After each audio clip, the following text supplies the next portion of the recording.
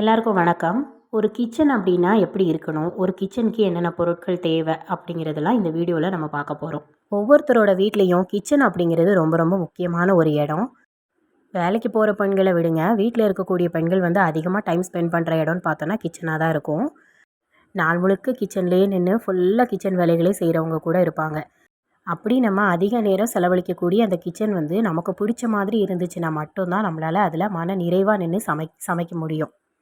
சொந்த வீடு அப்படிங்கிற பட்சத்தில் பிரச்சனை இல்லை. ஏன்னா கிச்சன் வந்து நமக்கு தகுந்த மாதிரி நம்ம வந்து அரேஞ்ச் பண்ணிப்போம். ஆனால் வாடகை வீடுலாம் இருக்கிறவங்க கிச்சன் வந்துட்டு அதில் எப்படி இருக்கோ அதை மாதிரி தான் நம்ம வந்து இருந்து அட்ஜஸ்ட் பண்ணிக்கணும். வாடகை வீட்டில் வந்து கிச்சன் பார்த்தோம் அப்படின்னா நமக்கு வந்து கன்வீனியண்ட்டாக வந்து இருக்காது. ஆனால் அதை நமக்கு கம்ஃபர்டபுளாக கொஞ்சம் வந்து மாற்றிக்கலாம் நம்ம. ஒரு சில திங்ஸ் வந்து வாங்கி வைக்கிறதா இருந்தாலும் சரி, இல்லை கிச்சனை வந்து க்ளீனாக வைக்கிறதா இருந்தாலும் சரி, அந்த மாதிரி ஒரு சில விஷயங்களை பண்ணி நமக்கு வந்து பிடிச்ச மாதிரி நமக்கு கம்ஃபர்டபுளாக இருக்கிற மாதிரி நம்மளால் மாற்றிக்க முடியும்.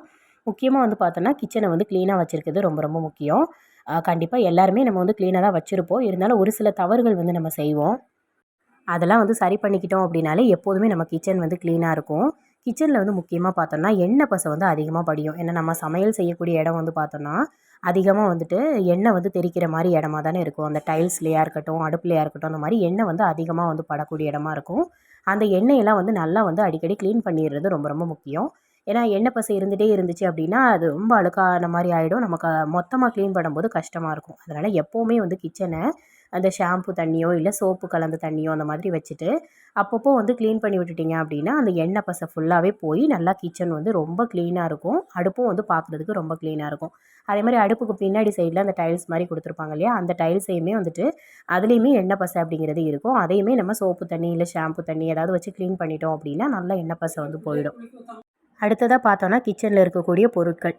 நமக்கு தெரியும் நம்மளோட கிச்சனுக்கு என்னென்ன பொருட்கள் தேவை. அதாவது அத்தியாவசியமான பொருட்கள் என்னென்ன, அனாவசியமான பொருட்கள் என்னென்ன அப்படிங்கிறது நமக்கு வந்து தெரியும். ஆனால் நம்ம என்ன பண்ணுவோம், நிறைய டைமில் ஏதாவது ஆஃபரில் கிடைக்கிது, இல்லாட்டி வந்து பார்க்க அழகாக இருக்குது அப்படின்னு சொல்லிட்டு நிறைய பொருட்களை தேவையில்லாமல் வாங்கி வாங்கி வீட்டுக்குள்ளே வந்து அடைச்சி வச்சுருப்போம். முக்கியமாக வந்து கிச்சனில் அந்த மாதிரி தேவையில்லாத பொருட்களை வாங்கி அடைச்சி வச்சுருப்போம். அது வந்து பார்த்தோன்னா நம்ம அடிக்கடி யூஸ் பண்ணவும் மாட்டோம். எப்போவாவது யூஸ் பண்ணுற மாதிரி திங்ஸாக தான் இருக்கும். எப்போவாவது உங்களுக்கு தேவைப்பட்டால் கூட பிரச்சனை இல்லை. ஆனால் தேவையே இல்லாத திங்ஸை வாங்கி வச்சு இடத்த அடைக்கிறது வந்து ரொம்ப ரொம்ப வேஸ்ட்டு.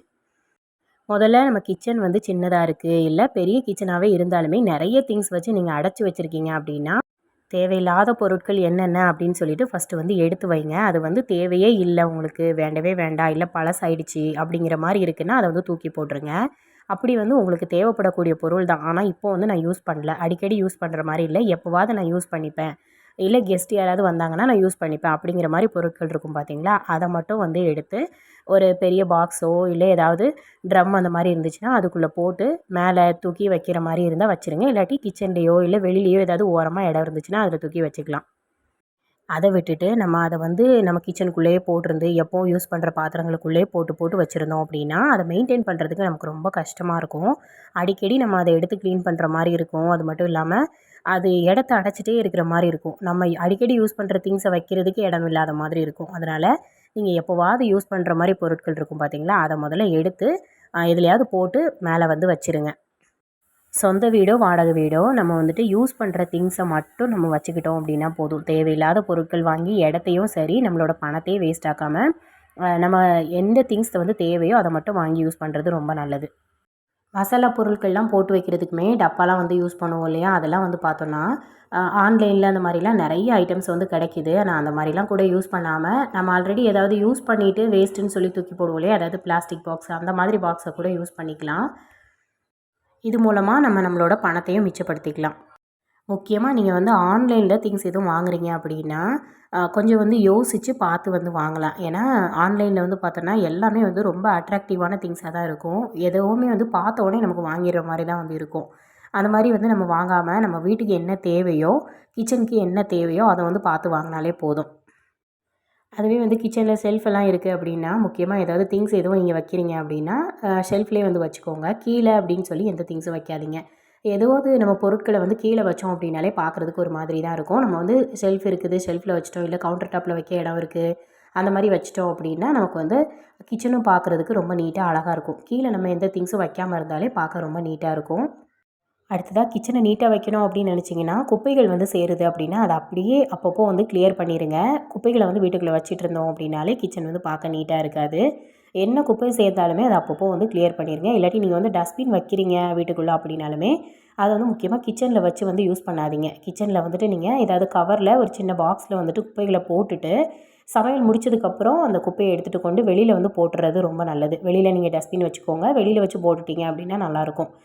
கிச்சன்லேயே வந்துட்டு இந்த சிங்க்குக்கு அடியிலலாம் நிறைய பேர் வந்து டஸ்ட்பின் வச்சு யூஸ் பண்ணுவாங்க. அதில் வந்து வைக்கிறது வந்து நமக்கு வந்து கொஞ்சம் கம்ஃபர்டபுளாக இருந்தாலுமே அது மூலமாக வந்துட்டு நமக்கு ஒரு மாதிரி பேட் ஸ்மெல் வர மாதிரி இருக்கும். அதே மாதிரி சிங்க் வழியாக தான் ஏதாவது பூச்சிகள் கூட நமக்கு வந்து வீட்டுக்குள்ளே வர மாதிரி வரும். முக்கியமாக அதில் டஸ்ட்பின் இருந்துச்சு அப்படின்னா அந்த வாசனைக்கே வந்து ஒரு மாதிரி பூச்சிகள் வந்து வர ஆரம்பிச்சிடும்.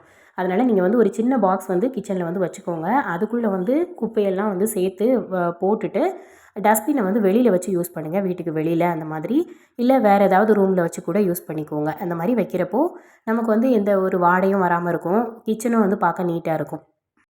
அடுத்ததாக பார்த்தோன்னா எல்லாத்துக்கும் ஒவ்வொரு இடம் அப்படிங்கிறத வந்து ஃபிக்ஸ் பண்ணி வச்சுக்கோங்க. இப்போ வந்து ஸ்பூன் எல்லாம் போட்டு வைக்கிறீங்கன்னா அதுக்கு ஒரு இடம், இல்லை கத்தியெல்லாம் வைக்கிறீங்க அப்படின்னா அதுக்கு ஒரு இடம். அந்த மாதிரி வந்து தனித்தனியாக ஒவ்வொரு இடத்த நீங்கள் வந்து ஃபிக்ஸ் பண்ணி வச்சிட்டிங்க அப்படின்னா பார்க்க ரொம்ப நீட்டாக அழகாக இருக்கும் கிச்சனே. இதெல்லாம் வந்து ஓரளவு நமக்கு தெரிஞ்சிருக்கக்கூடிய விஷயங்கள் தான். எல்லாருக்குமே இந்த மாதிரி விஷயங்கள் எல்லாமே தெரிஞ்சிருக்கும் தான். இருந்தாலும் நம்ம வந்து சில திங்ஸ் எல்லாம் வந்துட்டு வீட்டுக்கு வாங்கி வைக்கிறது வந்து தேவையில்லாதது வாங்கி வீட்டை வந்து அடைச்சி வச்சிடுறோம். கிச்சனையும் வந்து பார்த்தோன்னா முக்கியமாக வந்து வாடகை வீட்டிலலாம் இருக்கீங்க அப்படின்னா நமக்கு என்ன தேவையோ அதை மட்டும் வாங்கி யூஸ் பண்ணாலே போதும். அதிகமாக வந்து பொருள் வாங்கி வைக்கிறோம் இல்லை நம்ம வீடு ஷிஃப்ட் பண்ணுற மாதிரி இருக்குது அப்படின்னா அது நமக்கு ரொம்ப கஷ்டமாக இருக்கும் ஒவ்வொரு டைம் அந்த பொருட்கள்லாம் எடுத்துகிட்டு போகிறதுக்கு. அதனால் வாடகை வீட்டில் இருக்கோம் அப்படின்னா நமக்கு என்ன தேவையோ அந்த மாதிரி பொருட்கள் மட்டும் வாங்கி யூஸ் பண்ணுறது ரொம்ப நல்லது. இதில் வந்துட்டு நம்ம கிச்சன்னா எப்படி இருக்கணும், எந்த மாதிரிலாம் நம்ம கிச்சனை வச்சுக்கலாம், க்ளீனாக வச்சுருக்கிறதுக்கும் சரி, கிச்சனுக்கு என்னென்ன பொருட்கள் தேவை அப்படிங்கிறதுக்கும் சரி, அந்த மாதிரி என்னென்ன விஷயங்கள்லாம் நமக்கு வந்து வேணும் அப்படிங்கிறதையும் நான் அந்த வீடியோவில் வந்து சொல்லியிருக்கேன். நான் எப்போவும் யூஸ் பண்ணிட்டு வர விஷயங்கள், எனக்கு தெரிஞ்ச டிப்ஸ் எல்லாம் தான் நான் இதில் வந்து ஷேர் பண்ணியிருக்கேன். இந்த வீடியோ உங்களுக்கு யூஸ்ஃபுல்லாக இருந்துச்சு அப்படின்னா வீடியோவுக்கு லைக் பண்ணி சேனலை சப்ஸ்கிரைப் பண்ணிக்கோங்க. தேங்க்ஸ் ஃபார் வாட்சிங்.